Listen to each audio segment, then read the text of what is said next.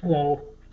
Good afternoon. It's Monday afternoon. I'm still with a sick kid, but I thought I would try to do some lecture today, give you guys something to look at, so our Wednesday will be better in class. We left off on Friday discussing elements of crime and specifically theory. We left off, I believe, in both my 8 o'clock and 9 a.m. classes talking about some of the biological theories that started out very basic, a lot of really bad science, pretty shoddy science. A lot of the perspectives were that people are different that are criminal, that are biologically different, basically. And whether that's being different in an evolutionary status, like they're lower evolved, or whether that's maybe you'll see in your notes Sheldon's body typing, both are very poor, pieces of science, not very good. They were popular at the time because they made sense. That people could think, well, yeah, criminals are different. They're something that are off the radar screen a little bit. They're not conventional in their thinking and behavior, and that's part of this perspective. In a modern context, though, and back to the slides, you know, a lot of modern biological theory regarding crime looks at diet, nutrition, chemical influences, like how certain things affect you, maybe um, alcohol, maybe nicotine, maybe caffeine, maybe other types of things that could affect your behavior. Certainly inherited traits, things that your parents have given you in terms of inheritance. There's a big and growing area of concern, which is brain functioning and then also brain damage. Concussions, for example, if any of you are athletes or played some high school sports or played basketball, hockey, whatever you played, I'm sure concussion testing was part of your regimen, and it really is now. And every kid gets tested basically for high school. We don't want concussions. Concussions increase the risk of brain damage, which could certainly increase the risk of certain impulsivity issues, certain behavioral issues, so on and so forth. So people will take that pretty seriously. Intelligence is something we look at pretty heavily as well. And not that lower intelligence people are criminal, it's more that they aren't very good at doing crime, basically. They're kind of easier to catch for us, etc. If you are really impulsive, that also tends to increase the probability of crime. We try to measure impulsivity in a variety of ways. Um, Also, just in a biological context, things that you inherit from your parents, whether it might be impulsivity, whether it might be maybe other issues, you tend to see a lot of research in those regards too to look at what things people might inherit, if their parents are criminal or not. Does that increase the probability of them being criminal? That also leads to socialization, though, too. Is that about the environment? Or the parents being criminal. That's part of the debate as well. Now, moving on from the biological issues, we're going to discuss one of the big sociological theories regarding crime, one known as social disorganization theory.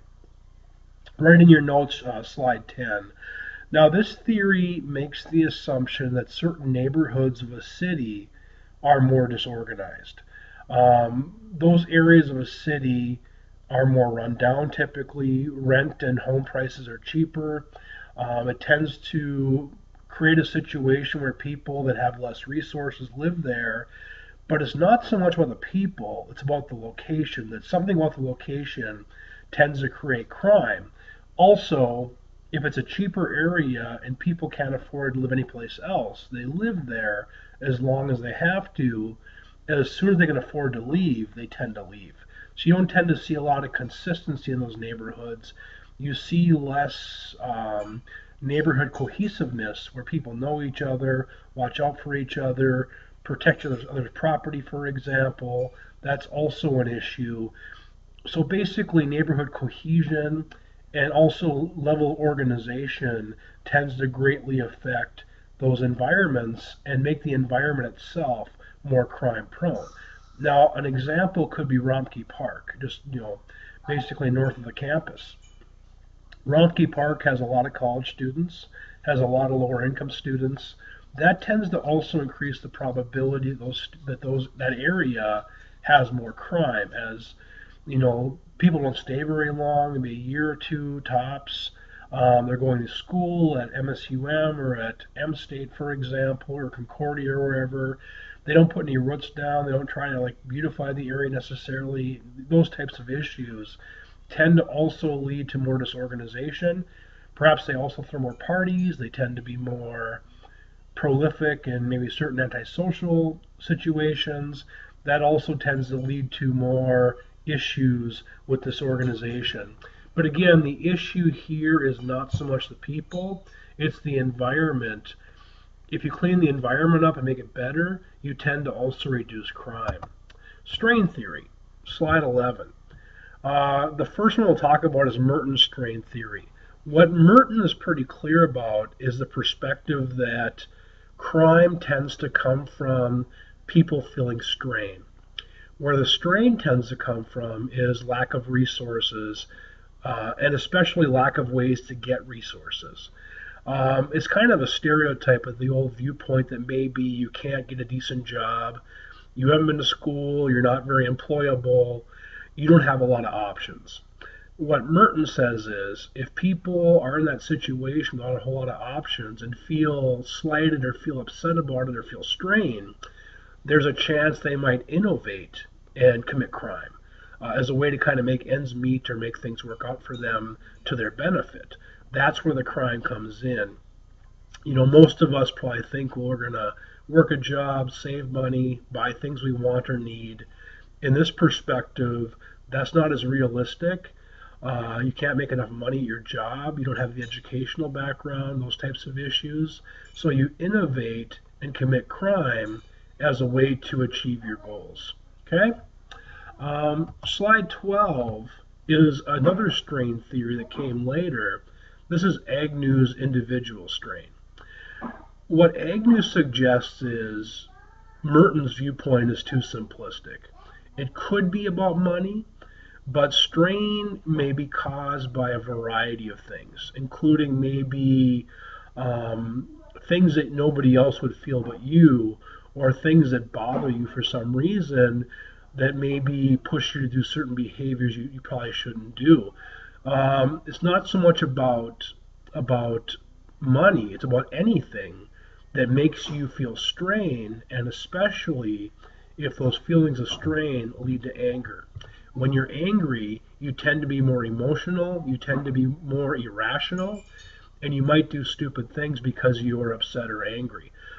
That's where the crime comes in, where something happens, you feel strain about it, as strain leads to anger, you do things you would not usually do. Now, there are certain things that might really affect this strain situation, and one example are things that you achieve versus things you expect to achieve. Maybe you don't make a sports team you thought you would. Maybe you don't get the grade you thought you would in your math class. Maybe you don't graduate from college or whatever. If that causes strain and leads to anger specifically, that may lead to crime in those situations, at least according to Agnew. Now, also, if you lose something, maybe you get laid out from your job, the bank forecloses on your house, for example, your best friend dies, whatever. That could also, something valuable lost may also cause strain for the person. If it leads to anger, they might do things they would not usually do. So in that situation, strain is more debatable as to what might cause strain. It isn't always about money. A variety of things may cause strain. That's Agnew's perspective on strain. On that same slide, you'll see Hershey's bonding theory. Hershey makes the observation that a person's bonds to society affect whether or not they follow the rules and whether or not they conform to the rules.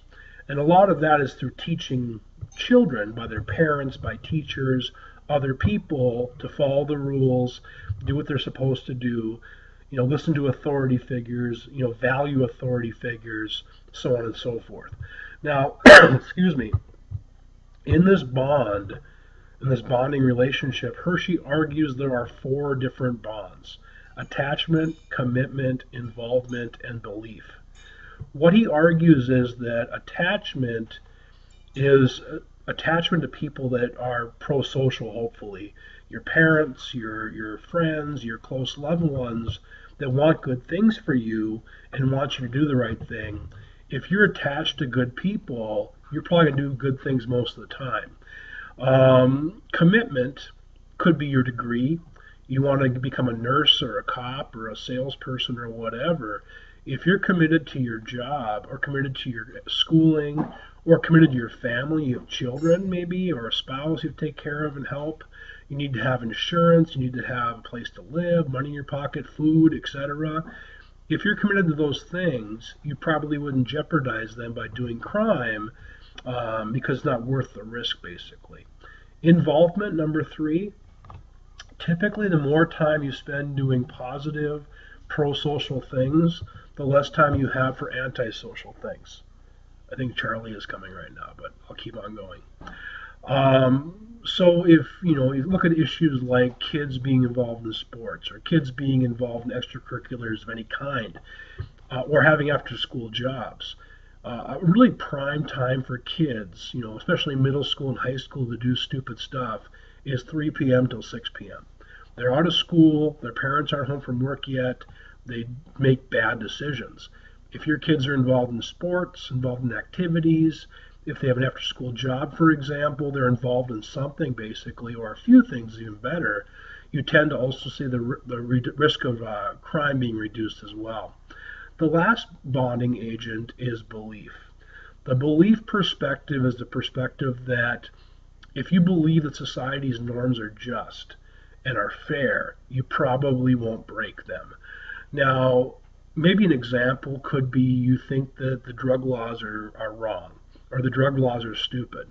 That could increase the probability you break the drug laws because you feel they're not really fair or they aren't really just or whatever else you feel. Or maybe you feel that the law is just and the law is fair, therefore you follow it more closely because you think that it's the right thing to do. But again, if you're bonded in this way, in a pro-social way, where people around you support you, they want you to do the right thing, to be a good person, these bonds probably reduce the probability that you get involved in crime, and that's part of his perspective. Now, Travis Hershey came back again in 1990 with a guy named Gottfredson and developed a theory known as low self-control theory. In this theory, Gottfredson and Hershey argue that crime comes down to a master characteristic, there's Charley again, known as low self-control. His perspective is that people with low self-control are your criminals. Say hi to the students. Come here. You're kind of dirty, though. Say, all right. Okay, go watch your show really quick. I'll finish and I'll come play with you. Say hello, but you're all dirty, though. Hello. All right, okay. Now go. Go play. Go play. I'll be right back. People with low self-control commit crime because they are impulsive. They go from thing to thing to thing. They can't really hold a job necessarily. They can't really keep relationships. So the criminal element makes... It's the same pictures. Yeah. Okay, go. Oh, look what's happening on Doc McStuffins. Go see. They can't live a conventional life, at least very easily, because they are impulsive and have low self-control. Now, what they also argue, and there's a lot of evidence suggesting this is not true, is that people, if they have low self-control by the age of 8, it is basically set in them. It won't go away. They'll have it at 88. It won't vanish. It won't dissipate or whatever. There's ample evidence that's not true, but these folks still hold on to that viewpoint. What they also argue is people with self-control don't commit crime. There's pretty ample evidence that's not true as well, but what they reason is any act of crime has to be an act of low self-control. So take that as you will, but that's part of their perspective.